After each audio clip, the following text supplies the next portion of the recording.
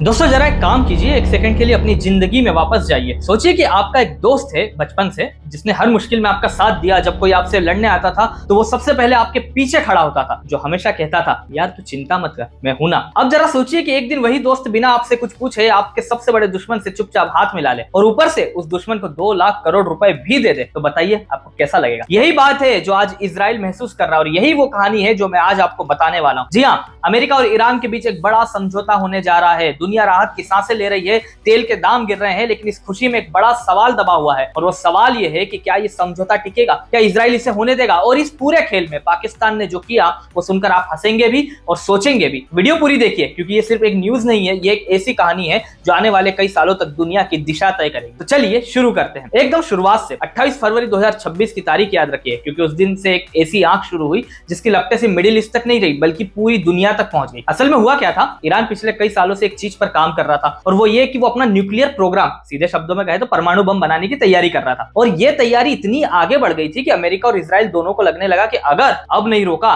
तो बाद में बहुत देर हो जाएगी। इसलिए दोनों ने मिलकर ईरान पर सीधे हमले शुरू कर दिए। अब ईरान कोई छोटा मोटा देश नहीं है, उसने जवाब दिया और ऐसे जवाब दिया कि पूरी दुनिया हिल गई। ईरान ने स्टेट ऑफ हॉर्मोज बंद कर दिया। अब अगर आपने ये नाम पहली बार सुना है तो चिंता मत कीजिए, इसे मैं आपको एकदम आसानी से समझाता हूँ। स्टेट ऑफ हॉर्मोज असल में एक बहुत ही सकरा समुद्री रास्ता है जो ईरान और ओमान के बीच में पड़ता है। और इस रास्ते की खासियत ये कि दुनिया का करीब 20% तेल यानी 5 में से 1 लीटर तेल इसी रास्ते से होकर जाता है। सऊदी अरब का तेल, यूएई का तेल, कुवैत का तेल, इराक का तेल सब इसी गली से निकलता है और दुनिया के बाकी देशों तक पहुंचता है। तो समझे, ईरान ने उस गली को बंद कर दिया, समुद्र में बारूदी सुरंगें बिछा दी और एक झटके में पूरी दुनिया के तेल सप्लाई पर सवालिया निशान लगा दिया। अब सोचिए इसका नतीजा क्या हुआ। जैसे ही ये खबर फैली, इंटरनेशनल मार्केट में तेल के दाम आसमान छूने लगे। और दोस्तों, जब तेल महंगा होता है तो बस गाड़ी का पेट्रोल ही महंगा नहीं होता, पूरी जिंदगी महंगी हो जाती है। ट्रक का किराया बढ़ता है जी, महंगी होती है, ट्रांसपोर्ट कॉस्ट बढ़ती है, इसलिए आपके घर में जो भी सामान आता है वो महंगा हो जाता है। मतलब ये है कि मिडिल ईस्ट में जो लड़ाई हो रही थी उसका असर सीधे आपकी जेब पर पड़ रहा था। फिर अमेरिका भी चुप नहीं बैठा। ट्रंप साहब ने अपनी नेवी को हुक्म दिया कि ईरान के बंदरगाहों की घेराबंदी कर दो ताकि ईरान का कोई जहाज बाहर ना आ सके और ईरान खुद घुटन महसूस करे। इसे उन्होंने यूएस ब्लॉकेट का नाम दिया। तो एक तरफ ईरान ने दुनिया का तेल रोक दिया और दूसरी तरफ अमेरिका ने ईरान को ही घेर लिया था। दोनों देश एक दूसरे की शिप्स पर हमले कर रहे थे। इसी बीच इजराइल लेबनान पर हमले कर रहा था। पूरा मिडिल ईस्ट जल रहा था और इस सब के बीच दुनिया देख रही थी और सोच रही थी आखिर ये कब रुकेगा। लेकिन अभी इस कहानी का सबसे दिलचस्प हिस्सा बाकी है। इस लड़ाई को रोकने के लिए 2 देश आ गया, एक था कतर और दूसरा था पाकिस्तान। कतर ने बहुत शांति और धीरज के साथ काम किया। कतर के अधिकारी सीधे ईरान की राजधानी तेहरान पहुंचे और वहां जाकर लगातार 17 घंटे बैठे रहे। 17 घंटे ना रुके ना थके, बस बात करते रहे, बस रास्ता निकालने की कोशिश करते रहे। आप अंदाजा लगाइए 17 घंटे की मीटिंग कितनी लंबी होती है। उसमें खाना भी खाया होगा, शायद चाय भी पी होगी, लेकिन काम एक भी मिनट के लिए नहीं रुका। दूसरी तरफ पाकिस्तान ने इस्लामाबाद में दोनों पक्षों को बातचीत की मेज पर लाने की कोशिश शुरू कर दी। अब दोस्तों यहाँ पर एक बड़ा मजेदार और थोड़ा शर्मनाक किस्सा है और मैं चाहता हूं कि आप इसे ध्यान से सुने, क्योंकि इसी एक गलती की वजह से पूरा समझौता महीनों तक अटका रहा। तो पाकिस्तान के अधिकारियों ने सोचा कि यार हम मध्यस्थ हैं, हमारे पास बहुत सेंसिटिव जानकारी है, अगर हम ये जानकारी दुनिया को दिखाए तो दुनिया समझेगी कि पाकिस्तान कितनी बड़ी डिप्लोमेटिक पावर है। बस इसी सोच में उन्होंने कुछ बेहद गोपनीय दस्तावेज जो ईरान और अमेरिका के बीच चल रही बातचीत से जुड़े थे वो बाहर लीक कर दिए। अब ये वैसा था जैसा आपका कोई दोस्त आपके और किसी और के बीच झगड़ा सुलझाने आए और फिर आप दोनों की प्राइवेट बातें व्हाट्सएप स्टेटस पर डाल दे। जाहिर है दोनों उस वक्त उस दोस्त से नाराज हो जाएंगे। बिल्कुल यही हुआ। ईरान भड़क गया, अमेरिका भड़क गया, दोनों ने पाकिस्तान पर से भरोसा उठा लिया और जो समझौता शायद कुछ हफ्तों में हो जाता वो इसी एक बचकानी गलती की वजह से महीनों तक अटका रहा। क्योंकि फिर सारा वक्त इस बात में लगा कि पाकिस्तान पर दोबारा कैसे भरोसा करे और उसकी इस गलती के नुकसान की भरपाई कैसे हो। और इसके बाद एक और मजेदार बात हुई। पाकिस्तान ने एक तरफ कहा कि हाँ लेबनान भी समझौते का हिस्सा, और दूसरी तरफ जाकर बोल दिया कि नहीं, लेबनान इस समझौते का हिस्सा नहीं है। इसने एक और बड़ा कंफ्यूजन पैदा कर दिया। दोनों पक्ष और भी उलझ गए और सबसे बड़ी बात जो इस पूरी कहानी की सबसे मजेदार लाइन है वो ये है कि पाकिस्तान ये भी चाहता था कि ऐतिहासिक समझौता उसके घर में हो, इस्लामाबाद में, ताकि दुनिया देखे कि ये पाकिस्तान की जीत है। लेकिन ये समझौता अंत में कहां हो रहा है? जिनेवा में, स्विट्जरलैंड में, पाकिस्तान से हजारों किलोमीटर दूर। यार घर पर खुद दरवाजा खोला, मेहमानों को बुलाया और पार्टी दूसरे के घर हो गई। खैर बेइज्जती तो हुई, लेकिन बातचीत का आखिरकार आगे बढ़ी। कतर की अथक मेहनत रंग लाई और धीरे धीरे अमेरिका और ईरान एक समझौते के करीब पहुंचने लगे। तो अब सबसे जरूरी सवाल इस डील में है क्या? क्योंकि ये सिर्फ ठीक है लड़ाई बंद वाली बात नहीं है, इसमें बहुत सारी शर्तें, बहुत सारे वादे और बहुत सारे आगे पीछे के पेच भी है। तो पहले देखते हैं कि अमेरिका ने क्या माना। तो सबसे पहले ट्रंप साहब ने अपनी नेवी को आदेश दिया कि ईरान के बंदरगाहों की जो भी घेराबंदी की गई थी वो तुरंत हटाई जाए, यानी ईरान के जहाज अब दोबारा खुले समुद्र में जा सकते हैं। दूसरी बात ये कि ईरान का जो पैसा अमेरिका ने इंटरनेशनल बैंक्स में रोका हुआ था वो पूरे 24 अरब डॉलर के करीब है। उसमें से आधा पैसा तो बातचीत शुरू होने से पहले ही ईरान को वापस कर दिया जाएगा और बाकी का पैसा धीरे धीरे मिलेगा। 24 अरब डॉलर का मतलब समझिए ये लगभग 2 लाख करोड़ रुपए है। तो इतना पैसा ईरान को वापस मिलने वाला। तीसरी बात यह है कि अमेरिका ने माना है कि वो ईरान के अंदरूनी राजनीतिक मामलों में दखल नहीं देगा,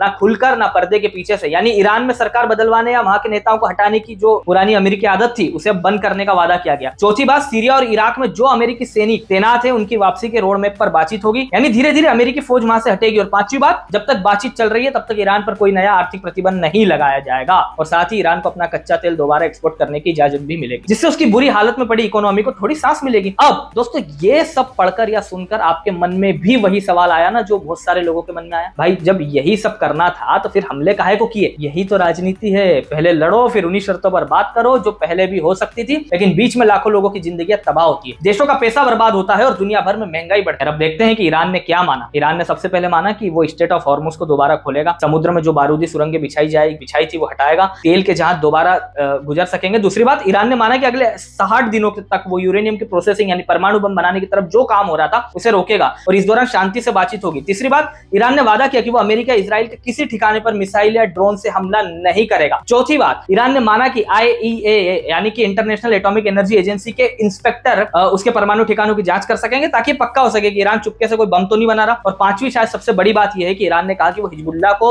हितू विद्रोहियों को और इराकी लड़ाकों को भी रोकेगा कि वो अमेरिका या इजराइल पर हमले न करे। ये इसलिए बड़ी बात है क्योंकि ईरान इन्हीं ग्रुप्स के जरिए पूरे मिडिल ईस्ट में अपनी ताकत दिखाता है। हिजबुल्लाह लेबनान में है, हुती यमन में है, ये सब ईरान की तरफ से लड़ते हैं और अगर ईरान इन्हें सच में रोकता है तो एक बहुत बड़ा कदम होगा। और जैसे ही इस डील की घोषणा हुई, इंटरनेशनल मार्केट में कच्चे तेल के दाम 4% से ज्यादा गिर गए। दुनिया ने राहत की सांस ली, लेकिन एक देश था जो बिल्कुल भी खुश नहीं था और वो देश था इजराइल। अब दोस्तों इजराइल का गुस्सा समझने के लिए आपको एक पल के लिए उनकी जगह खड़े होकर सोचना होगा। इजराइल बहुत छोटा देश है, उसका पूरा क्षेत्रफल भारत के एक छोटे से राज्य जितना है, चारों तरफ ऐसे पड़ोसी हैं जो उसे दुश्मन मानते हैं। ईरान के नेता तो खुलकर ये कहते आए हैं कि इजराइल को नक्शे से मिटा देंगे। ये कोई फिल्मी डायलॉग नहीं है, इजराइल के लोग ये सुनकर बड़े हुए। ऐसे में जब ईरान परमाणु बम बनाने की कोशिश कर रहा हो तो इजराइल के लिए सिर्फ एक पॉलिटिकल इशू नहीं है, ये उसके अस्तित्व का सवाल है, ये उसकी पूरी आबादी की जिंदगी और मौत का सवाल है। और अब उसका सबसे पक्का दोस्त अमेरिका, जिसने दशकों तक इजराइल को हथियार दिए, पैसे दिए, यूएन में उसकी तरफ से वीटो किया, वही अमेरिका ईरान के साथ डील कर रहा है। इजराइल के डिफेंस मिनिस्टर ने तुरंत सोशल मीडिया पर लिख दिया कि यह समझौता हम पर लागू नहीं होता, इजराइल कोई अमेरिका का गुलाम नहीं, हम एक स्वतंत्र देश है और अपने फैसले खुद लेंगे। और फिर जो हुआ वो तो और भी चौंकाने वाला था। जिस दिन इस समझौते की घोषणा होनी थी उसके ठीक एक दिन पहले इजराइल ने लेबनान की राजधानी बेरूत पर एक बड़ा हवाई हमला कर दिया, बिल्कुल उस दिन जब पूरी दुनिया शांति का जश्न मनाने की तैयारी में थी। ट्रंप साहब इस पर बहुत भड़के, उन्होंने खुलकर इजराइल पर आरोप लगाया कि उसने जानबूझकर समझौते में रोड़ा अटकाया। ये वैसा था जैसे घर में बड़ी खुशी का मौका हो, सब लोग मिलकर बैठने वाले और किसी ने ठीक उसी वक्त झगड़ा शुरू कर दिया। लेकिन दोस्तों इजराइल की बात में भी दम है और इसे ध्यान से सुनिए क्योंकि ये सिर्फ जीत नहीं है, इसके पीछे गहरा डर है। पहली बात यह है कि अमेरिका ईरान को $24 अरब वापस कर रहा है। इजराइल का सवाल है कि ईरान इस पैसे का क्या करेगा, क्या अपनी गरीब जनता पर खर्च करेगा? इजराइल को नहीं लगता। इजराइल को डर है कि ये पैसा हिजबुल्लाह को, हमास को, हुतियों को हथियार खरीदने के लिए मिलेगा, यानी जो पैसा अमेरिका ईरान को दे रहा है वो पैसा घूमकर इजराइल पर ही हमले करने में इस्तेमाल होगा और ये सोचकर ही इजराइल का खून खोलता। दूसरी बात, 60 दिनों का न्यूक्लियर पॉज। इजराइल का कहना है कि ईरान इस 60 दिनों का फायदा उठाएगा, वो अपने न्यूक्लियर ठिकानों को और गहरे बंकरों में छिपाएगा, वो अपनी सेना को आराम और नई ताकत देगा और 60 दिन बाद जब बात नहीं बनेगी तो फिर से शुरू हो जाएगा, लेकिन तब ईरान और मजबूत होगा। तीसरी बात, लेबनान में युद्ध विराम। इस समझौते में कहा गया कि लेबनान में भी लड़ाई रुकेगी, लेकिन इजराइल का कहना है कि हिजबुल्लाह अभी भी उसकी उत्तरी सीमा पर बैठा है। इजराइल के लाखों नागरिक अपने घरों से भागे हुए, वो अब तक वापस नहीं जा सकते जब तक कि हिजबुल्लाह को वहां से नहीं हटाया जाता। बिना किसी ठोस गारंटी के सिर्फ एक कागजी समझौते पर भरोसा करना इन नागरिकों के साथ अन्याय है। और चौथी शायद सबसे गहरी बात यह है कि 2015 में ओबामा के जमाने में भी ईरान के साथ एक न्यूक्लियर डील हुई थी। ईरान ने तब भी वादे किए थे और फिर 18 में खुद ट्रंप ने वो डील तोड़ दी और ईरान पर दोबारा सख्त प्रतिबंध लगा दिए। तो इजराइल का सवाल यह है कि अगर पिछली डील टूट सकती है तो ये नई डील क्यों नहीं टूटेगी? ईरान पर भरोसा कैसे करे? ये सोच सिर्फ इजराइल की जीत नहीं है, ये उसका डर है और वो डर बहुत पुरानी, बहुत कड़वी यादों से आता है। तो दोस्तों अब एक सेकंड के लिए रुकिए, मैं चाहता हूं कि आप इस पूरी कहानी में तीनों पक्षों को सुने क्योंकि ये मामला इतना आसान नहीं है कि कोई एक बिल्कुल सही हो और बाकी सब बिल्कुल गलत। अमेरिका का तर्क है कि युद्ध से किसी का भला नहीं होगा, दुनिया में तेल महंगा हो रहा है, महंगाई बढ़ रही है और मिड टर्म इलेक्शंस भी आने वाले हैं, ऐसे में बातचीत से रास्ता निकालना ज्यादा समझदारी है। ईरान का तर्क है कि हम एक संप्रभु देश है, हमने जो मतलब चाहे अपनी जमीन पर करने का अधिकार है, हम लड़ाई नहीं चाहते, लेकिन अगर हम पर हमला होगा तो हम जवाब जरूर देंगे। और इजराइल का तर्क है कि हम यहाँ जीने की कोशिश कर रहे हैं, हमारे चारों तरफ दुश्मन है, आप हमसे कह रहे हो कि शांत बैठो, जबकि हमारे सबसे बड़े दुश्मन को ताकत और पैसा मिल रहा है। ये शांति नहीं है, ये धीरे धीरे हमें कमजोर करने की साजिश है। तीनों बातें सुनिए, तीनों में कुछ ना कुछ सच है। वैसे आप क्या सोचते हैं इस पूरे मामले में? आपको कौन सही लगता है कमेंट में जरूर बताना। और अगर अभी तक चैनल सब्सक्राइब नहीं किया है तो यही सही वक्त है, क्योंकि जो बात आपको यहाँ मिलती है